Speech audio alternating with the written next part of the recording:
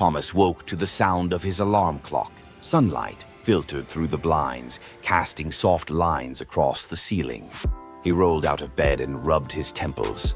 The headaches had stopped a few months ago, and honestly, he felt better without the medicine. He wasn't sure why the treatments bothered him so much, but every time the doctors left, he felt off. Like something inside him was screaming to wake up. His wife, Claire, stirred beside him. He watched her for a moment. She smiled at him sleepily, her curly hair spilling across the pillow. "Morning," she murmured. "Morning," Thomas replied, his voice mechanical.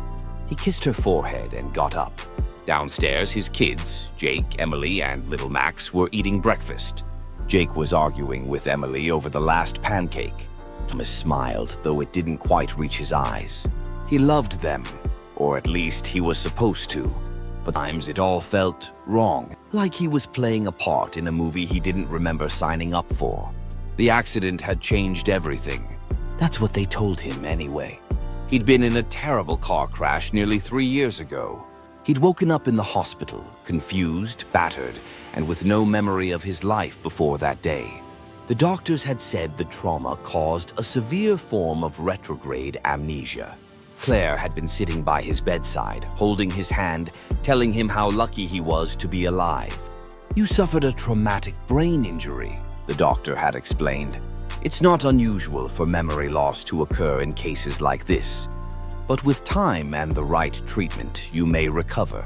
For a while, the doctors had seemed genuinely concerned.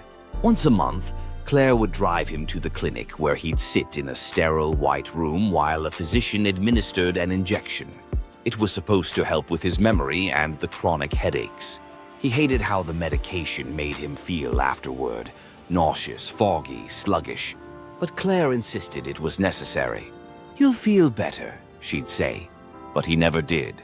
Over time, the headaches became less frequent, and Thomas started feeling sharper, more himself. So he stopped going.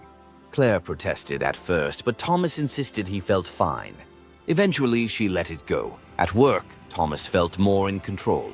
His private security firm had a reputation for precision and professionalism.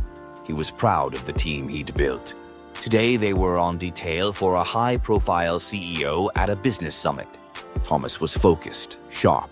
His team respected him, and he had an instinct for trouble that had never let him down. But trouble found them anyway. Gunfire erupted in the middle of the summit.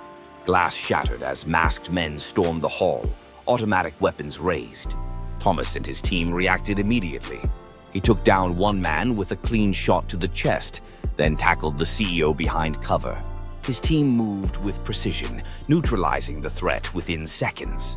Then Thomas saw it, a flash of movement from the corner of his eye. A second gunman. Too late. The gun's butt slammed into his temple. Thomas hit the ground hard. His vision blurred, the world spinning. Then blackness. Thomas woke in a hospital bed. Bright lights burned his eyes. His head throbbed. He blinked, trying to focus on the room. There were people standing around him. His wife, a doctor, some others in suits. "Thomas?" Claire's voice was soft. Thomas sat up slowly. His eyes narrowed. Who's Thomas?" The room went still. "Honey, it's me, Claire." He stared at her. His heart hammered in his chest.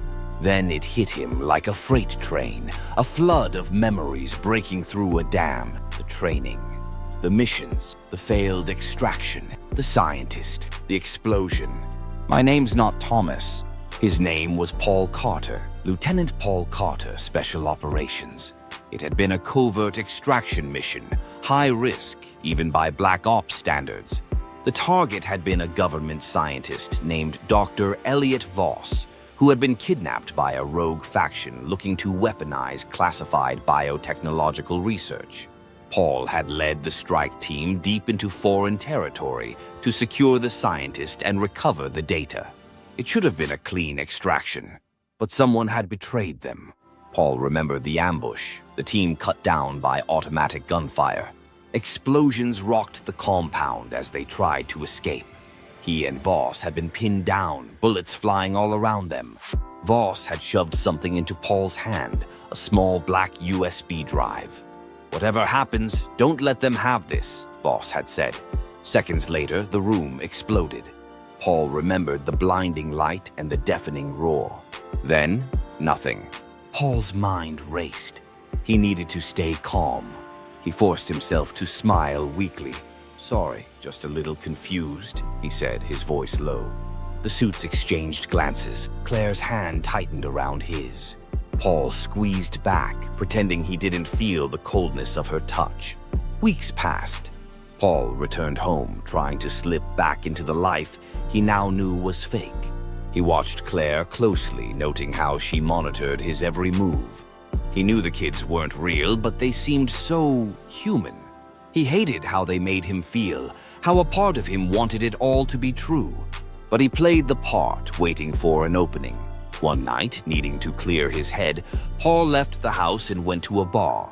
He sat at a small table, nursing a whiskey, when a man sat down across from him.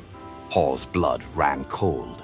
It was the scientist, Elliot Voss. "Paul," the man said quietly, "we need to talk." Paul's hand drifted toward his waistband, where he usually carried a weapon. "How did you find me?" "You think they wouldn't keep track of you?" Voss replied. "They know you're remembering. That's why I'm here. We need to finish this." Paul's eyes narrowed.